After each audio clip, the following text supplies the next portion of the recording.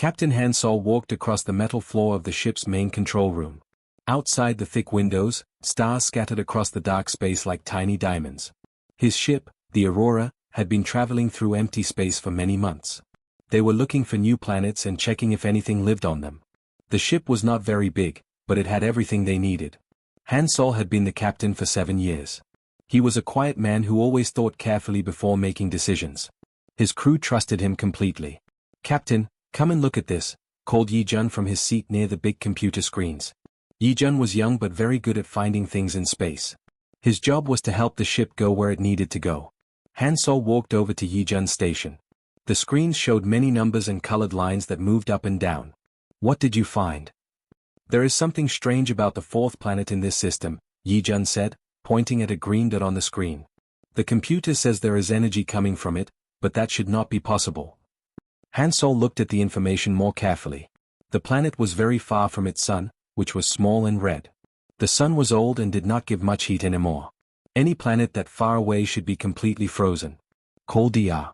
Sominit to come here," Hansol told Yi-jun. Dr. Sominit came to the control room quickly.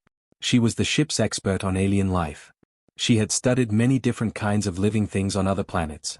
When she saw the information on the screens, her eyes opened wide. "This is very interesting," she said. "The energy readings show that something artificial made these signals. But look at the temperature readings.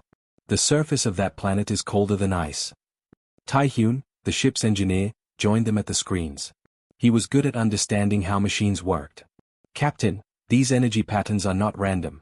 Something built machines down there, and those machines are still working after a very long time." Hansol made his decision. "Change our course. We are going to visit that planet." The Aurora turned slowly in space and began moving toward the mysterious planet. As they got closer, more strange things appeared on their screens. The planet was covered in thick ice, but underneath the ice, there were huge empty spaces. "Captain," said Hai-jin, the communications officer. She was responsible for all messages that came to and from the ship. "I am getting very weak signals from under the ice. They are not natural sounds." When the Aurora reached the planet, they could see it was beautiful in a sad way. The surface was white and smooth like a giant ball of ice. But their instruments showed that deep below the ice, there were enormous caves and tunnels. Hansol ordered the ship to land on the surface. The landing was difficult because the ice was very thick and slippery. But Tae-hyun was an excellent pilot, and he brought the ship down safely. The crew put on their special suits that would keep them warm and let them breathe. They took lights and tools and walked out onto the frozen surface. The cold was terrible, even with their protective suits. "Over here," called Dr. Sominit. She had found a crack in the ice that went very deep down. They could see strange lights far below. They used ropes and special equipment to go down through the crack. As they went deeper, the ice around them became clearer, like glass. Through the clear ice, they could see amazing things. There were buildings made of crystal that sparkled with their own light. The buildings were huge and beautiful, with tall towers that reached up toward the surface. But everything was dark and quiet. "This is incredible," whispered Tae-hyun. "Someone built an entire city down here." They found a way into the underground city. The buildings were empty, but they were not destroyed. Everything looked like the people who lived there had just gone to sleep one day and never woken up. In the center of the city, they found something that made them all stop and stare. There were thousands of clear containers, each one big enough to hold a person. Inside the containers, they could see strange beings that looked like they were made of living crystal. "Captain," said Hai-jin, checking her instruments, "these beings are alive. They are sleeping, but they are definitely alive." Dr. Sominit studied the crystal beings carefully. They were beautiful and seemed to glow with a soft light. "I have never seen anything like this before. They are not like any life form we know about." Hansol walked among the sleeping beings. There were so many of them. Men, women, and what looked like children. All sleeping peacefully in their crystal containers. "How long have they been sleeping?" he asked. Dr. Sominit checked her equipment. "According to these readings, they have been like this for thousands and thousands of years. Maybe 10,000 years or more." The crew looked around the silent city. It was clear that whoever built this place had known their world was dying. They had gone underground to escape the cold and had found a way to sleep until someone could help them. "Captain," Yi-jun said quietly, "their power systems are failing. The energy that keeps them sleeping is almost gone." Hansol felt a heavy weight in his chest. These people had been waiting for help for 10,000 years, and now time was running out. Dr. Sominit worked for many hours trying to understand how to talk with the crystal beings. She connected her computer to their machines and slowly learned their language. The crystal people spoke by making musical sounds that created pictures in the air. When the first crystal being woke up, everyone on Hansol's team felt excited and scared at the same time. The being was tall and thin, with skin that looked like clear glass with light inside it. When it moved, it made soft singing sounds. "I am Elder Velthara," the being said through Dr. Sominit's translation machine. Its voice sounded like wind chimes in a gentle breeze. "You are not from the consortium. Who are you?" Captain Hansol stepped forward carefully. "We are humans from a planet called Earth. We found your city by accident. We want to help you." Elder Velthara's crystal body changed color from blue to a sad purple. "Help? No one has offered help for so long. We had given up hope that anyone cared about us." Dr. Sominit asked the Elder to tell them what had happened to his people. Elder Velthara touched a crystal wall, and suddenly the room filled with moving pictures made of light. The pictures showed the history of his people. Long ago, the Velthara had been a great civilization. They built beautiful cities and made amazing music with their crystal bodies. They shared their knowledge with other alien races and were part of a big group called the Galactic Consortium. "We were happy," Elder Velthara explained as the light pictures showed his people working and playing together. "Our scientists helped other worlds solve problems. Our artists made music that could heal sadness. We thought we had many friends in the galaxy. But then their sun started to die." The pictures showed the red star getting smaller and dimmer each year. The Velthara knew they needed to find a new home or they would all freeze to death. "We asked the consortium for help," Elder Velthara continued. "We had been good members. We had shared everything we knew. We thought surely they would help us move to a new world." The light pictures showed Velthara leaders talking to representatives from other alien species. The aliens listened but then shook their heads and walked away. "They said it would cost too much money to move us." Elder Velthara's voice became very sad. "They said we were too different from other species. We could not live on their planets, and they could not change their planets for us." Hansol felt angry listening to this story. "They just left you here to die?" "The consortium calculated the cost of helping us," Elder Velthara replied.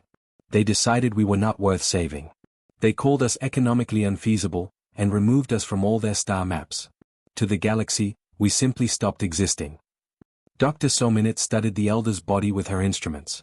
"Captain, I am learning about their biology. This is very bad news." "What do you mean?" Hansol asked. "The Velthara can only live in very specific conditions," Dr. Sominit explained. "They need exactly the right air pressure, the right temperature, and they must have crystal minerals to eat. Their bodies cannot change to live on different kinds of planets." Taehyun looked at the sleeping crystal people all around them. "So even if we wanted to help them, we could not just take them to a human planet." "That is correct," Dr. Sominit said sadly. "They would die quickly on any normal planet. They need a world that is exactly like this one was before it got cold."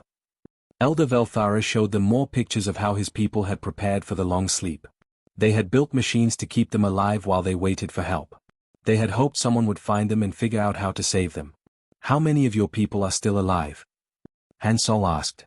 "When we went to sleep, there were over 50,000 of us," Elder Velthara replied. "But our machines have been breaking down over the years. Now I think only about 14,000 are still alive."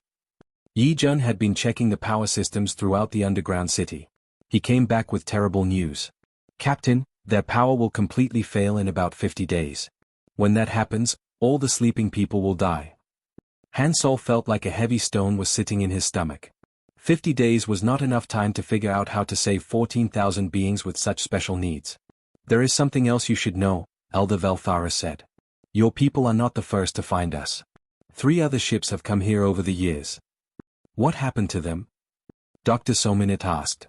"They studied us, took pictures, and left," the elder replied. "One captain told me he had orders not to get involved with abandoned species.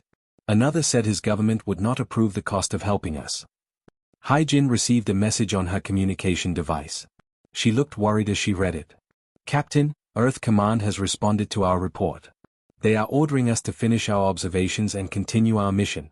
They say any major rescue operation must be approved by the Galactic Consortium first."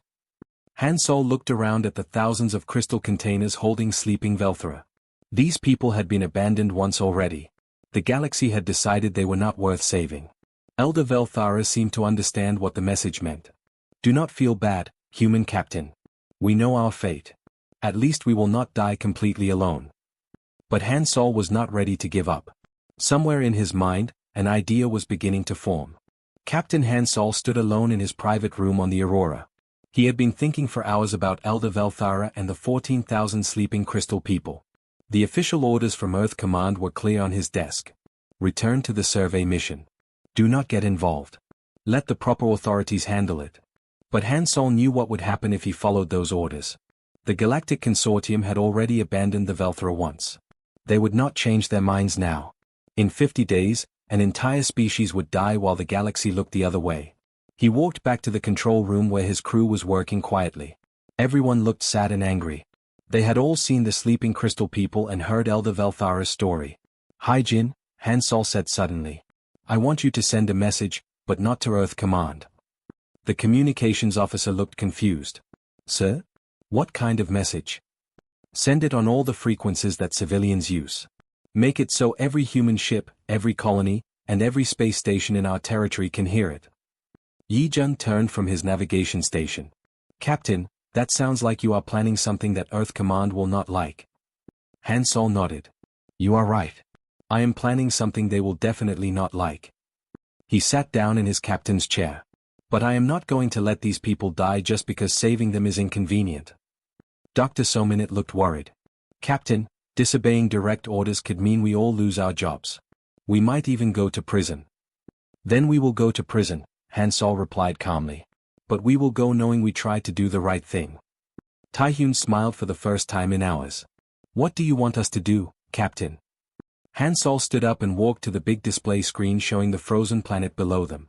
Hi Jin, here is what I want you to broadcast to every human in space. The message went out within the hour. It was simple and direct. Han Sol explained how they had found the last survivors of the Velthara race. He told everyone about the crystal people who had been abandoned by the galaxy and left to die. He explained that they had only 50 days before their power failed forever. We cannot save them alone, Han Sol said in the message. But humans have never been good at accepting that something cannot be done. If anyone out there has ideas, resources, or just wants to help, please come to these coordinates. Then they waited. For 6 hours, nothing happened. Hyjin monitored all the communication channels, but there were no responses. Maybe people think it is too dangerous to help, Yijun said sadly. Then the first message came in. It was from Captain Minute Ho, who commanded a cargo ship called the Prosperity. Han Sol, you crazy man, the message said. I have room for maybe 200 passengers if we squeeze them in tight. I am changing course now. More messages started arriving. Dr. Eunji from a research station said she was bringing medicine and equipment. Colony Administrator Jung Woo from New Geneva said he could prepare special living areas for crystal beings. By the end of the first day, 12 ships had promised to come and help. By the third day, there were 30 ships. By the end of the week, 6 to 7 human vessels were traveling toward the frozen planet. But not everyone was happy about Han Sol's decision. Messages also came from Earth Command and the Galactic Consortium. They were very angry. Captain Han Sol, came an official message, you are ordered to stop all rescue activities immediately. You are interfering with established galactic law. The consortium sent their own message, any unauthorized intervention in this matter will result in severe economic punishment for all human territories. Han Sol read these messages to his crew and to Elder Velthara, who had stayed awake to help with the rescue planning. Your leaders and the consortium are angry with you, the elder observed. Are you sure you want to continue? Let me ask you something, Han Sol replied. If you found a ship full of dying humans, and your government told you not to help, what would you do? Elder Velthara's crystal body glowed brighter. I would help the humans. No government should have the power to decide who lives and who dies. Dr. Sominit had been working with Velthara scientists to understand exactly what conditions the crystal people needed to survive. Captain, I think we can do this. The mining ships have equipment that can create the right kind of atmosphere. The research vessels have laboratories that can grow the crystal minerals they need for food. Taehyun was studying the power systems in the underground city. If we work fast, we can keep their machines running long enough to wake everyone up safely. But we need all those ships to get here quickly. The first rescue ship arrived on the 10th day. It was Captain Minute Ho's Prosperity, loaded with extra life support equipment and volunteer engineers. When Minute-Ho met Han Sol, he shook his hand firmly. "The consortium sent 3 warships to try to stop me," Minute-Ho said with a grin. "I told them I was just a simple cargo hauler visiting a friend. They could not prove I was part of any rescue operation." More ships arrived every day. Teachers from colony schools came to help document Velthora history. Doctors came to learn about crystal biology. Engineers came to build special living spaces. But the consortium was not giving up. Their warships were gathering at the edge of the system, waiting for orders to stop the rescue operation. Han Sol knew they were running out of time in more ways than one. The frozen planet had never seen so many ships in its sky. 6 to 7 human vessels of all sizes floated above the ice like a small metal city. Some were big cargo ships, others were tiny research vessels, and a few were passenger transports that had been quickly changed to carry crystal people instead of humans. Captain Han Sol stood in the underground crystal city watching the most amazing thing he had ever seen. Humans and Velthora were working together everywhere. Human engineers were installing new power systems while crystal beings sang instructions in their musical language. The translation devices that Dr. Sominit had built let both species understand each other. "Captain," called Taehyun from across the cavern. "The atmospheric processes from the mining ships are working perfectly. We can create the exact air mixture the Velthora need inside our cargo holds." Dr. Sominit was working with a Velthora healer named Kithara to wake up the sleeping crystal people safely. It was very dangerous work. Some of the sleepers had been in their containers for so long that their bodies could not wake up anymore. "We have successfully awakened 800 Velthora so far," Dr. Sominit reported to Han Sol. "But we have lost about 200. Their life systems were too damaged to save them." Elder Velthara stood nearby, his crystal body showing colors of both joy and sadness. 200 of my people have died, but 800 live who should have died in darkness. This is more hope than we have had in 10,000 years. The work was very hard and very fast. Every day that passed meant the old power systems got weaker. Every day meant some of the sleeping Velthora might not survive. But the humans worked without stopping. Captain Minute-Ho had turned his cargo ship into a temporary home for 300 crystal people. "It is crowded and not very comfortable," he told Han Sol over the communication system. "But my passengers are singing the most beautiful music I have ever heard. They are happy to be alive." Dr. Eun-ji from the research station had brought equipment to help the weak Velthora get healthy again. "Their bodies are amazing," she told Dr. Sominit. "They can heal themselves if we give them the right crystal minerals to eat. But they need special care for the first few weeks." Not all the news was good. Yi Jun monitored the consortium warships that were gathering at the edge of the star system. "Captain, there are now 15 consortium battleships out there. They are demanding that we stop the rescue operation immediately." The consortium had sent many angry messages. They said the humans were breaking galactic law.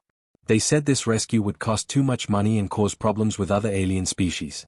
They threatened to ban all human ships from consortium space. 3 more consortium ships jumped in an hour ago, Haijin reported. "They are close enough now to attack us if they want to." Han Sol looked around at the rescue operation.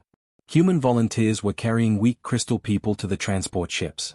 Velthora children were being gently moved to special containers that would keep them safe during the journey to New Geneva.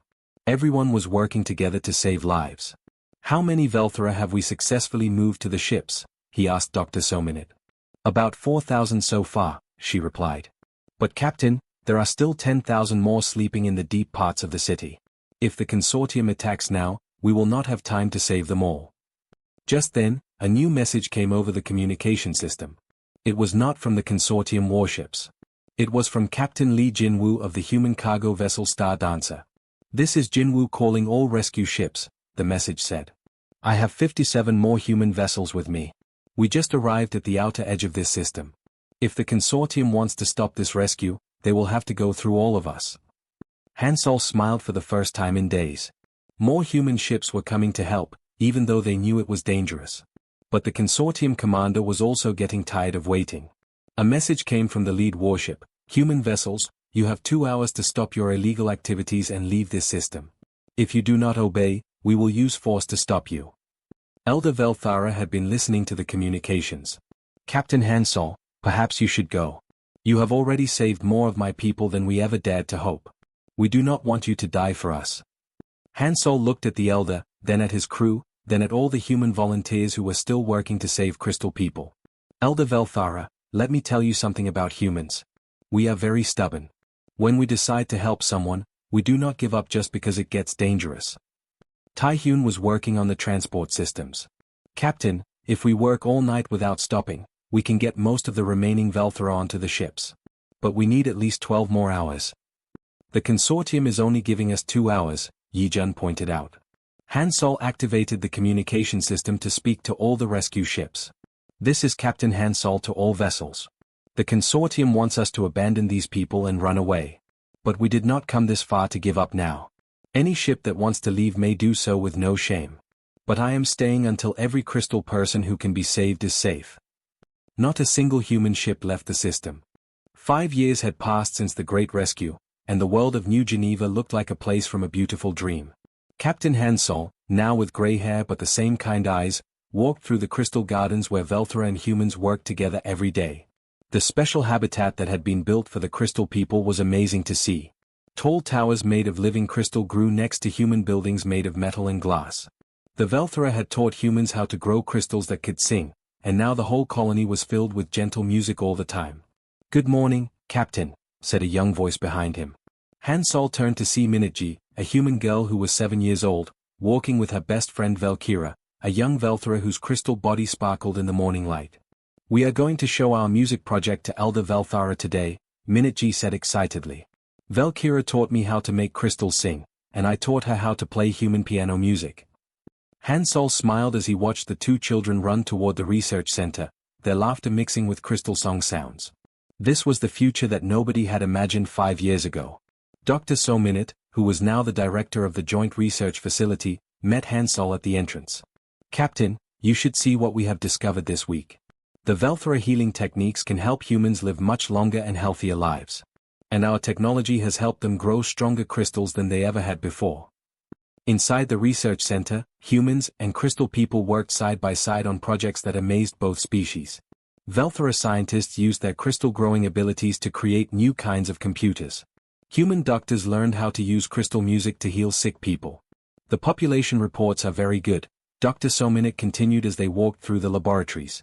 "Of the 9,000 Velthra we successfully rescued, all of them are healthy and happy.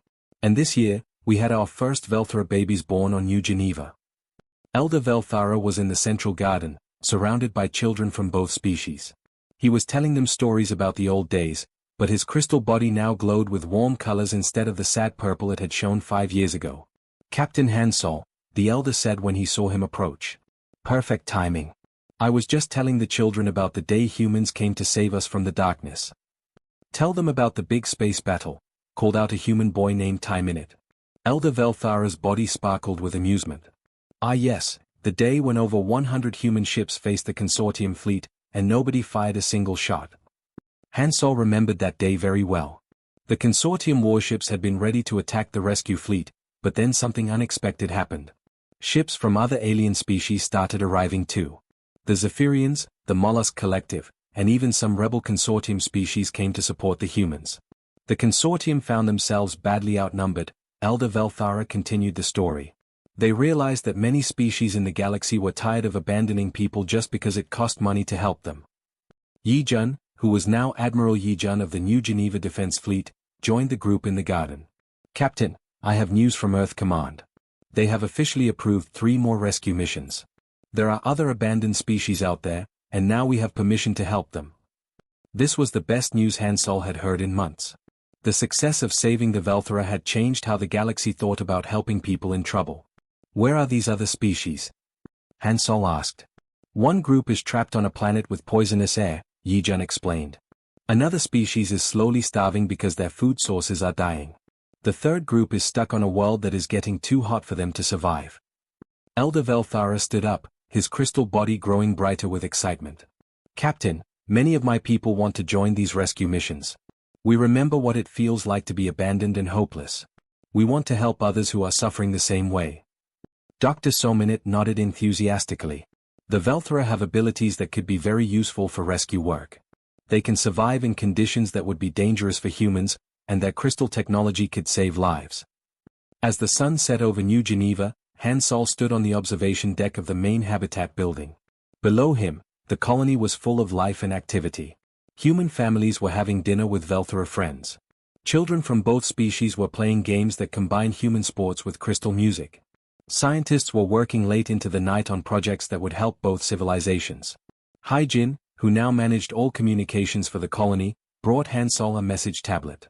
"Captain, this just came in from the Galactic Consortium. They are formally apologizing for abandoning the Velthera and asking to establish trade relations with New Geneva." Hansol laughed. 5 years ago they wanted to stop us from saving these people. Now they want to do business with us. The Velthera crystal technology has become very valuable, Hyjin explained. Every species in the galaxy wants to trade for it now. That evening, Hansol sat with Elder Velthara watching the artificial aurora that painted the sky in beautiful colors. The light show was created by both human technology and Velthera crystal singing working together. "You know," the Elder said softly, "when we went to sleep 10,000 years ago, we thought we would never see our people happy again. Now look at us." Hansol watched human and crystal children playing under the dancing lights. "Sometimes the universe can be cruel and cold," he said. "But it does not have to stay that way."